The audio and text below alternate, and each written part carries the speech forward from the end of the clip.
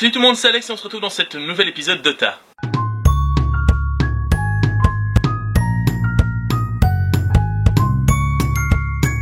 Aujourd'hui, pour pas changer de d'habitude, on part rouler à vélo. Pour le moment, je vais rouler hyper souvent à vélo, donc voilà, j'espère que ça vous dérange pas trop. J'ai vu que vous avez été pas mal à répondre à mon petit sondage hier et ça me fait vraiment plaisir.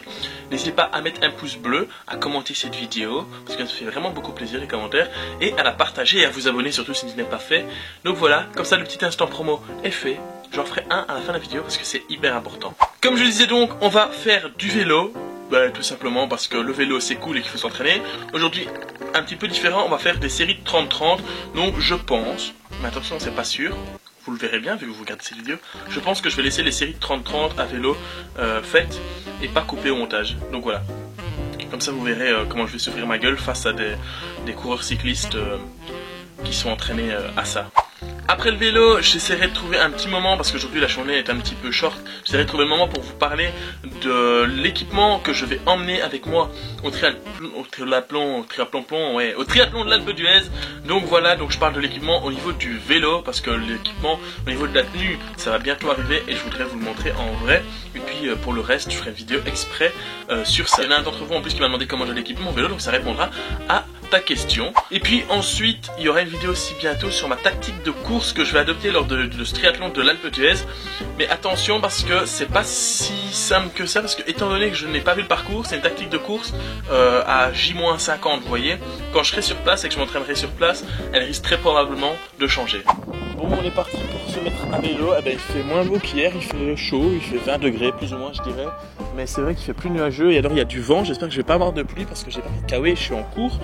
Donc voilà, je sais pas si tu sens que cet entraînement va être difficile aujourd'hui. Je voulais savoir aussi, donc je vous demande maintenant, vu qu'on y est, si ça vous intéresserait que je fasse des vélo-vlogs. Donc c'est en roulant comme ça vous parlez, sauf que la qualité micro serait beaucoup mieux, étant donné que je prendrais un micro avec moi. Et je serais pas obligé de me pencher comme un con sur mon vélo pour vous parler. Ah salut. Salut. Ça va? Ça va et toi? Ouais. Salut. Moi je suis le ravito de Tony Martin. Je suis resté à côté de lui. C'est qui Tony Martin? Issam.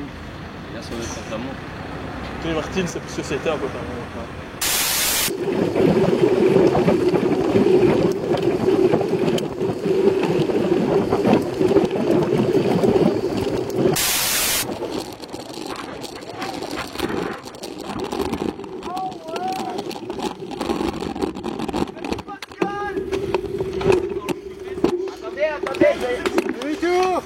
C'est comme ça en montagne là. Je vais le bouger moi. Je vais le bouger, ouais. Bon bah là je t'ai perdu un peu, j'ai les mains dégueulasses.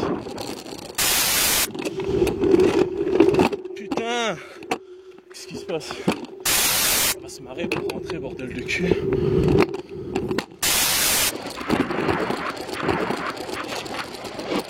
Regarde qu'on traverse hein.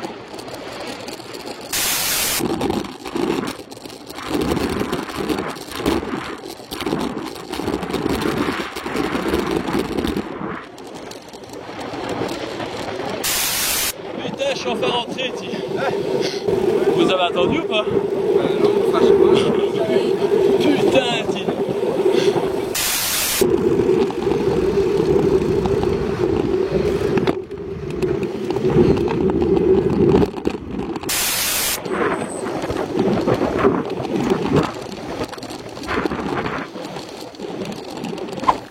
Bon voilà, je reviens du vélo, petit débrief vite fait.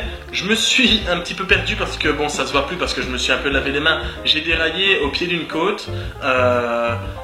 J'ai mis un petit peu de temps à repartir, je me suis un petit peu perdu, mais j'ai réussi à rentrer. Mais j'ai roulé dans la descente assez rapidement, donc c'est-à-dire entre 60 et 70 km/h dans la descente. Et j'ai vraiment eu du mal à rentrer. Mais au final ça va, je suis rentré. J'avais dit qu'on ferait les 30-30. Au final on n'a pas fait de 30-30 parce que c'est pas moi qui décide de l'entraînement. Quand je vais avec eux et voilà, ils sont proches de leur examen, ça sert à rien qu'ils fassent des intensités. Donc on n'a pas fait de 30-30. Là je vais faire un petit 4 heures. Je vais le manger, bien déguster parce qu'il est presque 17h. Parce que dans 1h30 je pars au club de triathlon entraîner les jeunes du club. Pour le 4 heures, je vous explique vite fait ce que je prends. Je prends pas tous les jours ce 4 heures là, mais ici voilà, c'est par facilité parce que j'ai pas énormément de temps, donc voilà.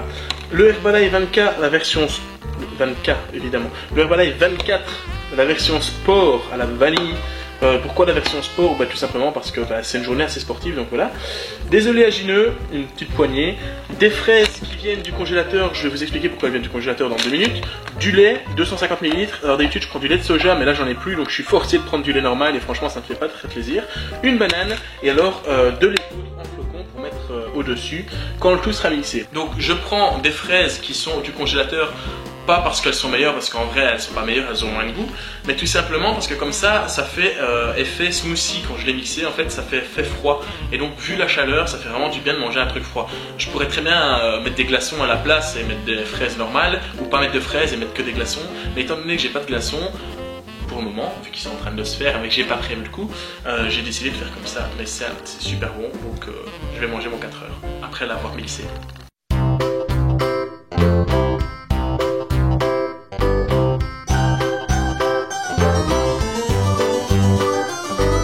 Et voilà ce que ça donne quand c'est fini. Il ne reste plus qu'à le manger. Donc voilà, c'est parti, on va à Farciennes, maintenant une ville de ma région, à une vingtaine de minutes, pour aller faire l'entraînement de course à pied avec le club donc Calitra Team. Calitra Team, voilà exactement. J'ai du mal à prononcer les mots pour le moment. Cali 3 Team, voilà. C'est le club où je suis directeur sportif et dans lequel j'ai ma licence. Donc c'est parti.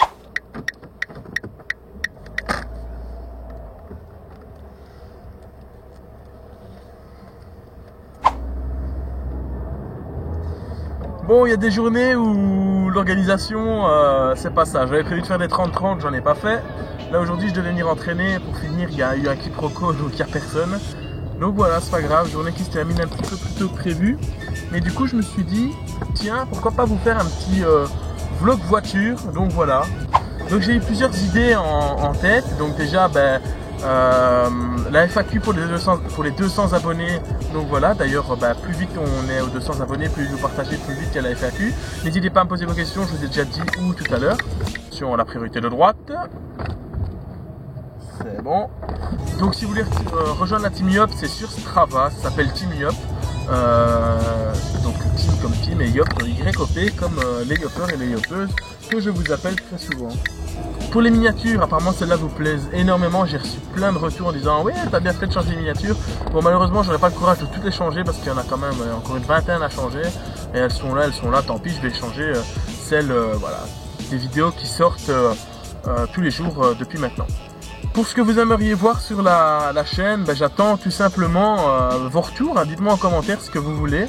Ce que vous voulez voir, et moi si c'est possible de le faire, je le fais. J'avais pensé aussi de faire des vlogs vélo. Donc des vlogs vélo, c'est comme je le fais ici, sauf que vous verriez la route, et moi je serai avec un micro en fait spécial, un micro qui permet d'entendre bien ma voix, et donc je commenterai un petit peu les sorties, les exercices que je fais et tout ça, parce que ici c'est vrai que c'est vraiment pas simple de vous commenter les sorties à vélo, vu qu'avec le vent vous n'entendez rien du tout. Donc voilà, je me perds, mais il faut que je sois attentif en conduisant, du coup je rabâche. Mais ne m'envoyez pas, d'accord? Bien, bon alors si tu pouvais accélérer, parce qu'en fait c'est quand même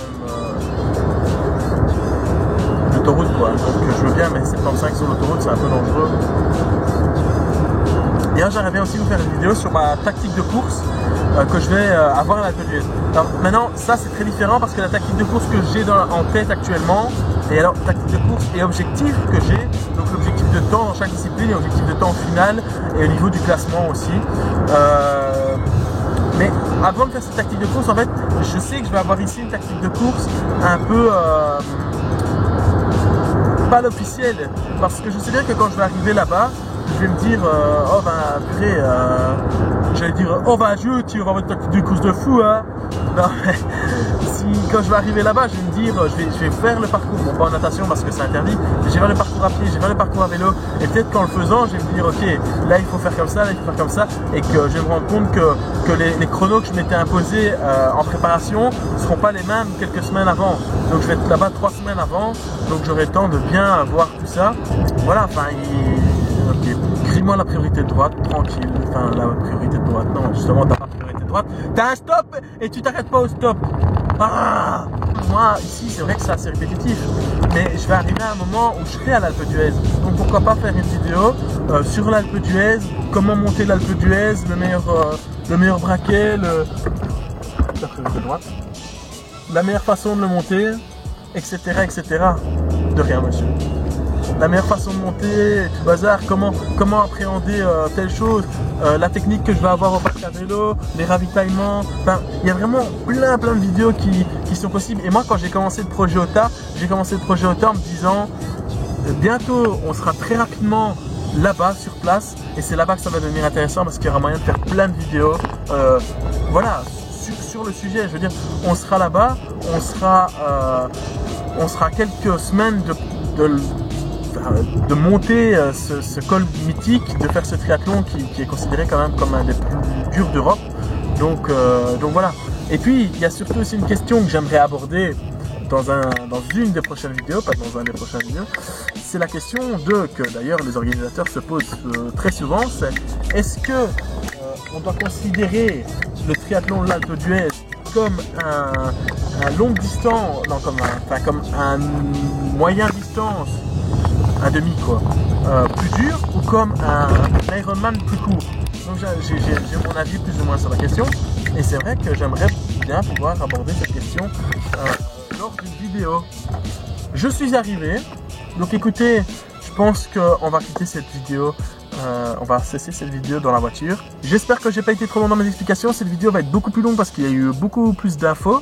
Mais dis-moi en commentaire si tu préfères ce type de vidéo, si tu préfères les vidéos à format raccourci, si tu préfères qu'il y ait des fois des raccourcis, des fois des plus longues. Et donc voilà. N'oublie pas de mettre un gros pouce bleu, c'est vraiment hyper important, je te l'ai expliqué pourquoi. N'oublie pas de t'abonner si c'est pas encore fait. N'oublie pas de partager, de parler de OTA autour de toi. Et donc voilà, on se retrouve demain pour un nouvel épisode. Sur ce, je vous dis à bientôt. Je m'éternise beaucoup trop, mais j'espère que vous m'en voulez pas trop. Salut, salut.